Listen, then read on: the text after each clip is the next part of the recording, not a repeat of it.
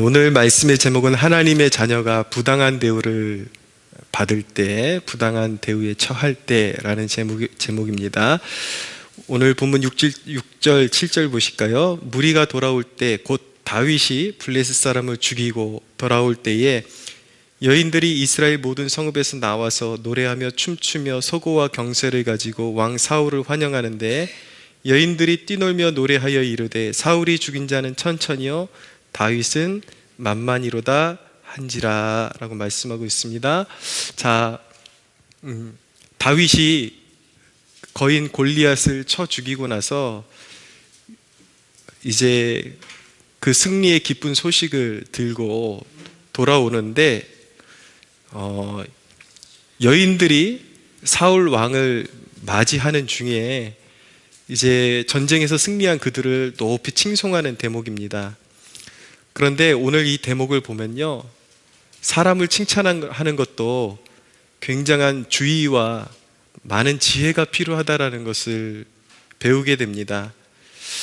여인들이 당시 왕이 사울이었는데, 사울이 죽인 자는 천천히요 다윗은 만만히로다. 자, 이런 그 부주의한 칭찬, 이것이 사람의 마음 속에 있는 그런 시기심을 자극할 수가 있다는 것을 우리가 깨달을 필요성이 있습니다. 이 여인들이 굉장히 지혜가 없었다라는 것을 알게 됩니다. 물론 시기심에 붙잡히는 것은 잘못된 일이지만, 그렇지만 인간 누구에나 그 심령 가운데는 그 시기심이 발동될 수 있는 가능성이 있거든요. 그래서 이 잘못된 칭찬이 분열의 원인이 되기도 하는 것입니다.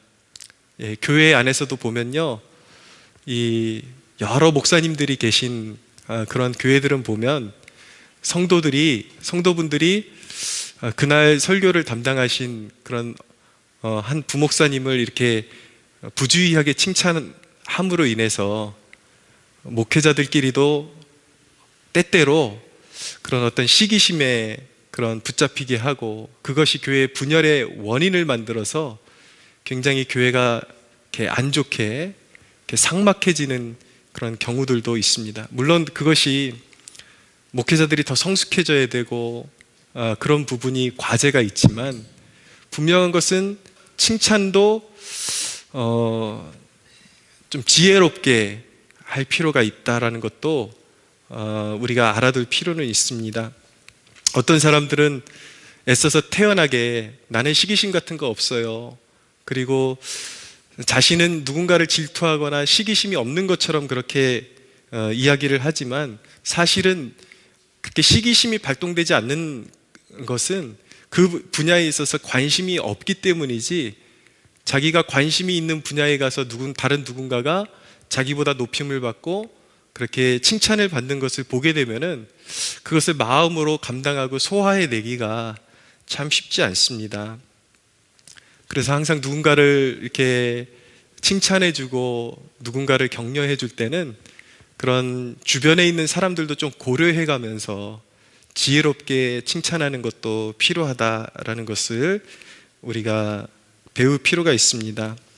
그리고 또 칭찬을 받는 입장에서 칭찬을 이렇게 격려로서 잘 소화해내지 못하면 그것이 자기에게 굉장히 안 좋은 요소로 작용할 수가 있습니다.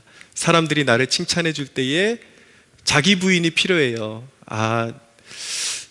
나는 아무것도 아닌데 정말 주님의 도우심으로 내가 이렇게 좋은 결과를 냈습니다 라는 그런 어떤 겸손한 마음이 필요하죠. 칭찬을 그냥 액면 그대로 다 받아들이게 되면 사람의 마음 가운데 은연중 교만함이 자라나서 나중에는 어떻게 되냐면, 자기는 무조건 자기가 한 것이 모두 다 옳아야 되는 것이고, 그리고 칭찬받아야지 마땅한 것으로 그렇게 생각을 하게 됩니다. 그래서 그렇게 칭찬만 자주 받던 사람들은 자기 외에 다른 사람이 주위에서 칭찬받는 것을 보면 굉장히 그 시기심을 내고 그렇게 굉장히 이렇게 시기심에 붙잡힌 사람으로 변할 수도 있다라는 그런 경각심을 가져야 되는 것이죠. 자, 우리 모두가 이 시기심이라는 이 마음으로부터 자유한 사람은 아마 없을 것입니다. 예, 저도 겪어봤기 때문에 그러지 않으려고 하는데도 불구하고 우리 마음 가운데는 그런 시기심이 굉장히 발동할 때가 있어요. 나보다 동일한 조건 가운데 있는데 더 이렇게 높임을 받는 사람들을 보면 마음이 굉장히 불편해질 때가 있거든요. 근데 이런 시기심을 우리가 하나님의 자녀들로서 잘 해소하는 그런 우리가 노하우를 지닐 필요성이 있습니다. 우리가 시기심을 잘 해소할 수 있는 길은 하나님의 부르심에 대해서 깊이 숙고하는 습관을 들이는 것입니다. 어떤 칭찬받는 사람, 그리고 무언가 두각을 나타내는 사람들을 보면서 왜 나에겐 저런 것이 없을까라고 그렇게 마음 먹기 시작하면요, 굉장히 마음이 상하게 됩니다. 그래서 결국은 시기하게 되고 질투하게 되고, 그것이 결국은 깊은 열등감으로 빠져서 자기를 불행하게 만드는 원인이 되어버리는 것입니다. 그러나 누군가 나보다 월등한 것을 지니고 있는 사람들을 볼 때에, 곁에 둘 때에, 그리고 칭찬받는 사람들을 볼 때에 우리는 어떤 마음을 가져야 하냐면, 저마다 하나님께서 다른 모습으로 또 다른 탁월함을 가지고 살아가게끔 하나님께서 그렇게 지으셨다라는 것을 이해할 필요가 있습니다. 그 사람이 탁월한 면이 있으면 또 그 사람이 흉내내지 못하는 나만의 탁월함이 있기 마련이에요. 하나님은 한 사람 한 사람을 너무나도 존귀하게 지으셨기 때문에 그 누구도 따라할 수 없는 그러한 은사들을 분명히 허락하셨다라는 것을 이해할 수가 있어야 합니다. 그래서 내게도 주신 훌륭한 부분이 있는데 자꾸 내게 없는 다른 사람에게만 있는 것들에 자꾸 집중을 하다 보니까 불행하게 느껴지고 시기하게 되고, 그리고 다른 사람들을 험담해서 끌어내리려는 그런 이제 잘못된 습관들이 이제 나타나게 되는 것이죠. 그리고 주어진 사명의 자리가 저마다 있다라는 것을 기억해야 합니다. 하나님께서 어떤 자리마다 어떤 특별한 사람을 사용하기를 원하시거든요. 이번에는 어떤 경우에는 저 사람을 사용하기를 원하시고, 어떤 경우에는 이 사람이 해야 되는 일이 있어요. 근데 이 사람이 해야 되는 일을 이 사람이 하고 있는데 그것을 격려해 주지는 못할 망정, 나는 시켜도 그것을 잘 못할 텐데 그것을 괜히 시기하고 질투하면서 사람을 가십거리로 만들고, 이것은 결코 하나님께 영광이 되지 않는다라는 것을 알아야 합니다. 그래서 우리가 지혜롭게 신앙생활을 할 수 있는 방법은 무엇이냐면, 그것이 이제 신앙생활을 오래 하다 보면 그것이 눈에 보이기 시작해요. 어떤 경우에 하나님께서 그 사람을 사용하기를 원하신다라는 것이 눈에 보일 때가 있습니다. 그럼 하나님께서 그 사람을 들어 올리세요. 그 사람이 쓰임받죠. 그럴 때 우리의 마음 가운데는 영안을 가지고, 이 일 가운데는 하나님이 저 사람을 선택하셔서 세우시고 저 사람이 쓰임받기를 원하는구나 라는 것을 이해하고, 오히려 그 사람이 더 잘할 수 있도록 축복해주고, 그렇게 자기의 마음을 넓힐 수 있을 때에 그것이 바로 복된 신앙이 되고 하나님 앞에 순종이 될 수 있음을 기억해야 하는 것입니다. 그리고 내 자신도 훨씬 자유롭게 되는 것이죠. 여러분, 성경의 역사에도 보면 남들보다 더 주목을 받는 사람도 있었고 좀 더 그렇지 못한 사람도 존재했다라는 사실을 기억해야 합니다. 그러나 그것이 하나님 앞에서 누군가가 우월하고 열등하다라는 뜻인가? 결코 그렇지 않다라는 것을 기억해야 합니다. 사도 바울은 어떻게 보면 성경에서 굉장히 주목받는 인물이죠. 그러나 사도 바울이 바울 될 수 있도록 그렇게 세워주었던 사람이 누구냐면 바나바라는 인물이었습니다. 사람들 앞에는 바울이 더 탁월하고 바울이 더 뛰어난 사람처럼 그렇게 비춰질 수 있을지 모르겠지만, 그리고 때때로 바울이 중요한 역할을 감당했기 때문에 바울이 더 칭송받는 자리에 있을 수 있을지는 모르겠지만, 하나님이 보시기에는 바울보다 바나바의 사역이 더 귀하게, 하나님은 그것을 더 귀하게 보실 수도 있다는 것을 우리가 기억해야 되는 거예요. 사람들의 눈에 사람들에게 칭송받는 것과 다르게 오히려 음지에서 누군가가 뜨임을 받는데 그 주변에서 그 사람을 존재하게끔 만들어주는 사명을 감당하는 사람들이 더 소중하고 귀할 수 있다는 것도 우리가 기억할 수 있어야 하는 것입니다. 그런데 안타깝게도 사울의 그런 어떤 시기심, 이런 사울의 정신적인 그런 어떤 악한 영에 붙들려 가지고 괴로움을 당하는 증세가 더더욱 심해지고 있다는 것을 오늘 본문을 통해서 보게 됩니다. 10절을 보실까요? 10절 한번 같이 읽어보겠습니다. 시작. 그 이튿날 하나님께서 부리시는 악령이 사울에게 힘있게 내림에 그가 집안에서 정신없이 떠들어대므로 다윗이 평일과 같이 손으로 수금을 타는데 그때 사울의 손에 창이 있는지라. 아멘. 자, 사울이 이전에 지금 이렇게 괴롭힘을 받는, 악한 영에게 괴롭힘을 받는 이유가 무엇이냐면 이전에 하나님 앞에 불순종했기 때문이에요. 저는 이 대목을 읽을 때마다 너무 아쉽고 너무 마음이 아픈 것이 사울이 이전에 깊은 회개의 터널을 통과했더라면, 하나님 앞에 늦게라도 엎드려가지고 용서를 구하고 자기 마음에 상처 입힌 사람들을 용서할 수 있었더라면 얼마나 좋았을까라는 그런 아쉬움이 남습니다. 인간적인 분노에 얽매이고 그리고 억울함에 붙잡혀 있고 그런 혈기들을 내려놓지 못하니까 결국 인간의 혈기를 붙잡고 은혜를 저버리니까, 하나님이 주시는 은혜를 저버리니까 얽매임이 더 심해질 수밖에 없는 거예요. 전에는 악한 영이 괴롭힐 때에 다윗이 수금으로 이렇게 영감 있는 곡조를 연주를 해주면 사울을 붙잡고 있는 악한 영이 떠나갔어요. 근데 이제는 사울의 그런 어떤 상태가 더 심해지니까 이제는 다윗이 아무리 수금을 타줘도 악한 영이 떠나가지를 않고 더더욱 깊이 괴롭히는 모습을 보게 됩니다. 그래서 여러분, 왜 하나님의 말씀은 내가 억울함에도 불구하고 그 억울함을 내려놓고 하나님께 맡기고 용서할 수 없는 사람을 용서하라고 하시는가? 사실은 그것이 하나님이 나에게 상처 준 사람의 편을 들어주는 것이 아니라 내 편을 들어주시는 거예요. 나를 아끼시기 때문에 그 분노와 그 시기와 그 완악함, 그리고 용서치 못하는 그 억울함을 내려놓지 못하면 계속해서 악한 영에게 괴롭힘을 받을 수밖에 없기 때문에, 하나님께서 우리를 지극히 사랑하시기 때문에 우리의 마음 가운데 있는 그런 응어리를, 억울함을 하나님의 존재 앞에 내려놓고 그리고 용서하라고 하나님께서 도전하는 것입니다. 사람들은 용서하십시오, 그리고 그 억울함을 내려놓으십시오, 그렇게 영적으로 권면하면 내가 억울한데 왜 내려놔야 하느냐, 이런 식으로 반응해요.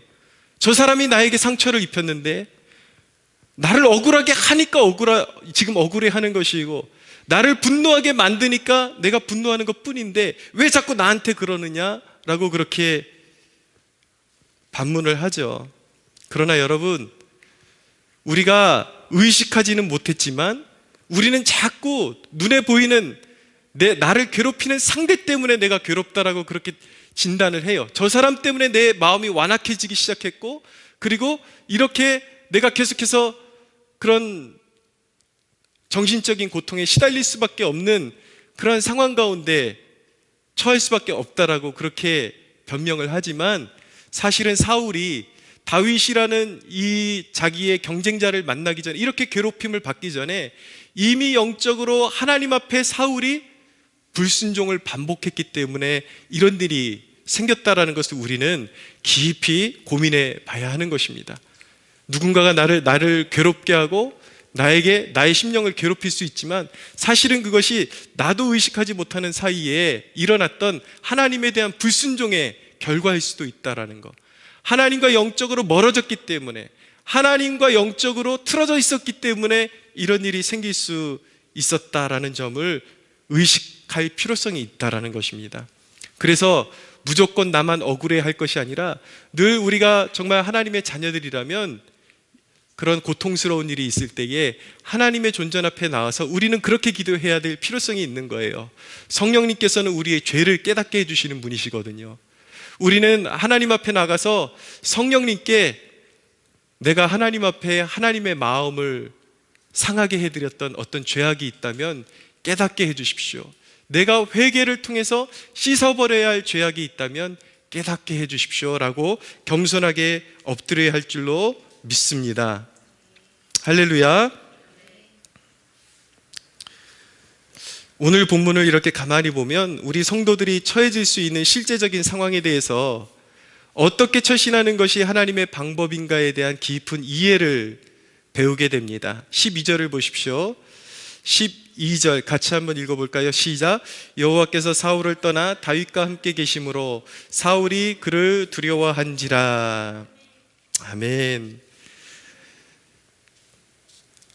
사울은 다윗의 모든 행사 속에서 하나님의 역사를 보았습니다. 다윗과 함께 하시는 하나님을 느낄 수가 있었어요. 그게 무서웠던 것입니다. 다윗에게 사람들의 이목이 집중되고 하나님이 그를 축복하시니까 사람들이 다윗을 따르는 것을 두려워하기 시작했어요. 그래서 다윗을 자신의 품에서 몰아내게 되었던 것입니다. 그래서 원래 다윗이 사울의 군대 장관이었는데 사울이 질투하고 시기심에 빠져가지고 그를 자기에게서 내치면서 천부장으로 강등시키게 되었던 것입니다. 그러나 다윗에게 사람들의 이목이 집중되고는 있었지만 사울에게는 다윗이 아직은 갖지 못한 그 한 가지가 있었다라는 것을 우리가 염두에 둘 필요가 있습니다. 그것은 무엇입니까? 왕에게 주어진 권위라는 것이 사울에게 있었던 것입니다. 사울이 자기에게 하나님이 주신 권위를 지혜롭게 다룰 줄 아는 사람이었다면 그렇게 시기심에 빠지고 질투심에 빠져 있을 것이 아니라 오히려 사람들이 다윗을 잘 따르니까 국가의 중대사가 있을 때 다윗을 통해서 백성들을 잘 리드할 수 있는 지혜를 발휘했더라면 얼마나 좋았을까. 그런데 사울은 그 헛된 두려움을 이기지 못하고 결국 하나님의 사람 다윗을 내치게 되었던 것입니다. 사울은 시기심에서 비롯된 도전을 받았고 그러나 사울은 그 시기심을 효과적으로 이겨내지를 못했습니다. 그것이 사울이 더욱더 불행해질 수밖에 없었던 요인이 되었던 것이죠. 그러나 다윗은 사울에게 부당한 대우를 받았어요. 오히려 전쟁에 이기고 돌아왔는데 사울의 질투심에 의해서 상을 받은 것이 아니라 오히려 군대 장관에서 천부장으로 더 이렇게 격하되는 그런 손해를 보게 된 것입니다. 부당한 예우라고 말할 수 있겠죠. 오히려 상을 받아도 시원찮을 판에 오히려 강등되어지는 그런 부당한 예우에 대한 도전을 받게 된 것입니다. 여기서 생각해 볼 두 가지가 있는데 첫째는 무엇이냐면 다윗의 마음에도 분명한 데미지가 있었을 거예요. 기분이 좋지 않았을 것입니다. 마음에 큰 상처로 와닿았을 수도 있을 것입니다. 그런데 다윗이 이렇게 부당한 대우를 받을 때에 다윗이 어떻게 반응했는지 우리가 그것을 눈여겨볼 때에 그것을 우리가 마음에 새기고 그것을 적용할 때에 우리에게 큰 축복이 될 수 있다는 것을 눈여겨봐야 합니다. 14절을 보십시오. 14절 같이 한번 읽어보겠습니다. 시작. 다윗이 그의 모든 일을 지혜롭게 행하니라 여호와께서 그와 함께 계시니라. 아멘. 다윗이 군대 장관에서 천부장으로 더 낮추어서 쫓겨났음에도 불구하고 왜 나에게 이렇게 억울하게 대우하는가 라고 억하심정을 가지고 보복 심리에서 나온 그런 태도를 취한 것이 아니라 가는 곳마다 지혜롭게 행했다라고 말씀하고 있습니다. 무슨 말씀입니까? 다윗의 성실함에 변함이 없었다라는 뜻인 것입니다. 어디에 있든지 그가 군대 장관으로 있든지 아니면 더 낮은 직분에 있든지 그의 태도, 그의 근본적인 태도에는 변함이 없었다라는 거예요. 무엇을 말씀하고 있는 것이냐면 다윗의 인생의 목적은 어떤 명예나 지위에 있었던 것이 아니라 항상 하나님을 추구하는 것에 있었다라는 것을 알게 해주는 것입니다. 사람이 나에게 어떻게 대하든지 상관없어요.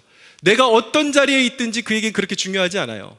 다윗에게 중요했던 것은 무엇이냐면 어디에 있든지 어떤 상황에 처해 있든지 주께 하듯 하나님께 하듯 성심을 다해서 그 일을 감당했다라는데 다윗의 위대함이 있는 것입니다. 할렐루야. 사랑하는 여러분, 여기에서 배우는 진리가 무엇입니까? 다윗의 인사권자, 다윗을 높이고 낮추시는 그 주권이 누구에게 있다라는 것을 보여주고 있는 것입니까? 그것이 인간에게 있는 것이 아니라 하나님께 있다라는 것을 보여주고 있는 것입니다. 사랑하는 여러분, 사람이 우리를 높이고 낮추는 눈에 보이는 기준은 그것을 우리를 불행하게 만들 수 없고 그것이 우리를 진짜로 낮출 수 없다는 것을 알아야 하는 것입니다. 우리를 진정으로 높이고 낮추시는 분은 하나님의 주권에 있습니다. 우리가 하나님을 높일 때 하나님께서 우리를 높이실 것입니다. 할렐루야. 우리가 하나님을 소홀히 할 때에 하나님도 우리를 소홀히 여기시는 것입니다. 여러분, 부당한 대우는 분명 하나님이 주시는 훈련의 연장선상에 있는 것임을 기억하기 바랍니다. 성경에 있는 성경의 인물들이 때때로 이렇게 고난을 받고 부당한 대우를 받았다는 것을 보게 됩니다. 하나님의 사람 야곱도 그랬습니다. 삼촌 라반에게 무려 10번이나 속임을 당하면서 부당한 대우를 받았어요. 그러나 여러분, 우리가 성경 전체를 보면서 우리는 알고 있는 사실은 무엇이냐면 야곱을 향한 하나님의 뜻이 있었고 하나님의 계획이 있었다는 것을 우리는 알게 됩니다. 삼촌 라반으로부터 부당한 대우를 받았지만 그 부당함 이면에는 야곱을 떠나지 않는 하나님의 손길이 있었다는 것을 우리는 그것을 볼 수가 있어야 되는 거예요.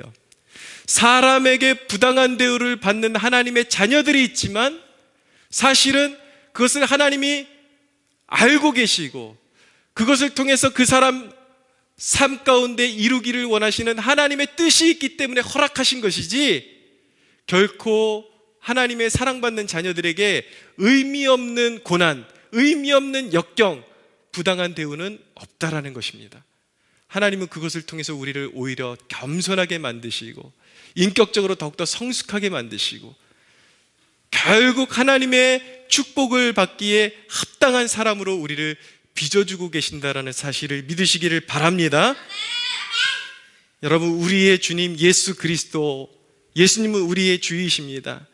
예수님은 이 땅에서 구속사역을 이루시기 위해서 사람의 칭송을 받기 위해서 일하지 않으시고 사람에게 침뱉음 당하시고 욕을 먹으시고 그렇게 고난을 당하셨지만, 채찍질 당하셨지만 묵묵히 침묵하시고 십자가의 길을 걸으셨습니다. 사람에게 인정받는 것을 인생의 목적으로 삼으시지 않으시고 오직 하나님 아버지의 영광을 위해서 그 십자가의 길을 걸으셨을 때에 예수님이 돌려받으신 것은 무엇입니까? 부활의 영광으로 그 열매가 나타난 것입니다. 할렐루야. 사랑하는 여러분, 하나님이 하나님의 백성들에게 정하신 법칙이 있습니다. 그것이 무엇인가? 하나님 앞에 낮추면 높이시는 것이 하나님이 정하신 뜻인 것입니다. 제가 베드로전서에 있는 말씀 읽어드리고 말씀 정리하겠습니다. 베드로전서 5장 6절에는 이렇게 말씀합니다. 그러므로 하나님의 능하신 손 아래서 겸손하라. 때가 되면 너희를 높이시리라. 다시 한번 들어보십시오. 그러므로 하나님의 능하신 손 아래서 겸손하라. 때가 되면 너희를 높이시리라. 여러분, 사람이 여러분을 잠시 동안 낮출 수는 있어요. 그러나 그것은 소위 세상 말대로 재수 없기 때문에 내가 낮아진 것이 아니라 사실은 그것을 다 온전히 주도적으로 붙잡고 보이지 않는 세계에서 영적으로 주관하시는 분이 우리 하나님이시고 하나님이 우리를 다스리신다. 하나님이 우리의 삶을 주관하신다. 그리고 하나님 앞에 낮아지고 겸손해지고 어디에 있든지 원망하지 않고 하나님의 그 거룩하신 이름을 위해서 우리가 성실함으로 주의 일을 감당할 때 하나님은 때가 되면 반드시 높이신다. 할렐루야.